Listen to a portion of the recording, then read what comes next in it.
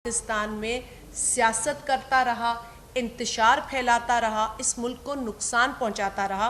मैं आज भी इस बात की कायल हूँ कि इंसान का सबसे बड़ा असासा उसकी औलाद है। हम मेहनत करते हैं, हम पसीना बहाते हैं, हम ना दिन देखते हैं ना रात देखते हैं अपने बच्चों के लिए। जिस शख्स का वो असासा इस मुल्क में ना हो, वो इस मुल्क से सिंसियर हो ही नहीं सकता। जो शख्स अपने बच्चों के सरों पे हाथ ना रख सके, वो शख्स किसी और के बच्चों का मोहसिन हो ही नहीं सकता। ये कुछ बुनियादी वैल्यूज़ हैं जिसकी बुनियाद पर आप एक शख्स को देख सकते हैं, जज कर सकते हैं, बिलखुसूस उस वक्त जब वो पब्लिक फिगर हो। बाहर मुल्कों में जब सियासतदान होते हैं तो उनको अपनी पूरी ख़ानदानी हिस्ट्री बतानी होती है कि वो अपने घरों में कैसे रहते हैं।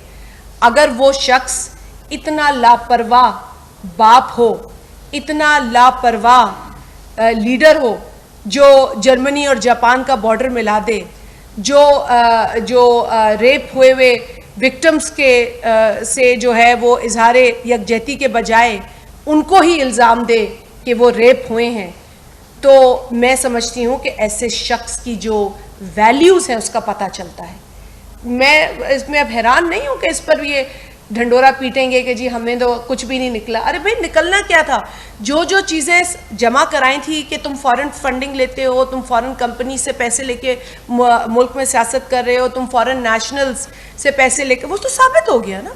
साबित हो गया कि इमरान अहमद न्याजी भारतीय नेशनल से, कुछ इसमें इजराइल के भी ममनुआ अकाउंट्स हैं, उन लोगों से भी जिनका ताल्लुक इजराइल से है, उनसे भी पैसे लेता रहा है। अब कोई और करता तो आप सोच सकते थे कि इमरान उसके लिए क्या बोल रहा होता।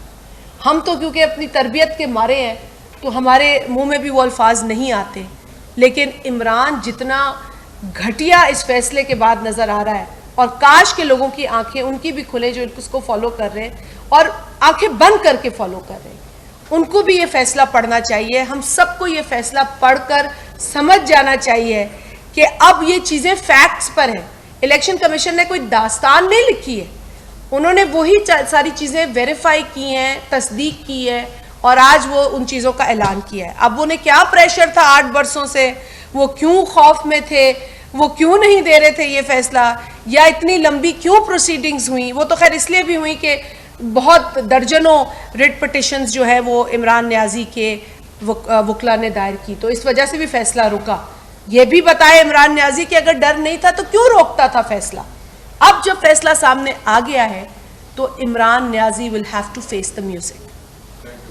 Thank you ji. मैम ये बताइए, इमरान खान के ऊपर बहुत सारी बातें साबित हो चुकी हैं, खासतौर पर तोशाखाना जिसमें जरदारी साहब कोर्ट में बात पेश होते रहे, अभी तक उसके खिलाफ कोई कार्रवाई क्यों नहीं हुई है? आप गवर्नमेंट ने इसके बारे में थोड़ा सा बताइए। देखिए, आसिफ अली जरदारी साहब ने तो तकरीबन 13 बरस, अगर आप जेल के उनके ईयर्स देखें तो 13 बरस से ज़ायद की जेल भी काटी है, 11 बरस एक, फिर पिछली गवर्नमेंट में भी।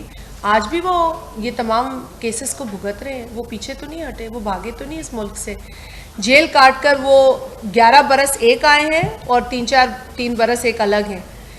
मैं आपको दावे से कह सकती हूँ, ये मेरा दावा है कि इमरान न्याजी 11 दिन नहीं रह सकता जेल के अंदर। एक बात ये क्लियर कर लूँ, तो ये तो वो शख्स है ही नहीं। आपको पता है ना, इसकी तस्वीर आई थी कि ये दीवार फलांग के भाग रहा था जब पुलिस आई थी पकड़ने। तो तुम सियासी कारकुन थे, सियासी कारकुन को तो पुलिस पकड़े तो उसका एजाज़ होता है, वो भागता तो नहीं है दीवारें फलांग कर। तो ये तो लीडर था, ये लीडर दीवारें फलांग रहा था। आपने वो मनाजिर देखें।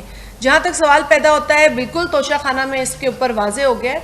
बात यह कि गवर्नमेंट के अंदर जब कोई मेरिट पे कार्रवाई होती है तो ये शोर मचाता है, लेकिन मेरा ख्याल है कि कुछ सख्त फैसले इस गवर्नमेंट को मेरिट पर लेने की ज़रूरत है। मैं भी काबीना का हिस्सा हूँ और इस बात को मैं भी आपके फैसले से, आपके इस जवाब में वो नज़र आ रहा है फैसला जो आपके दिल में है कि जी होना चाहिए।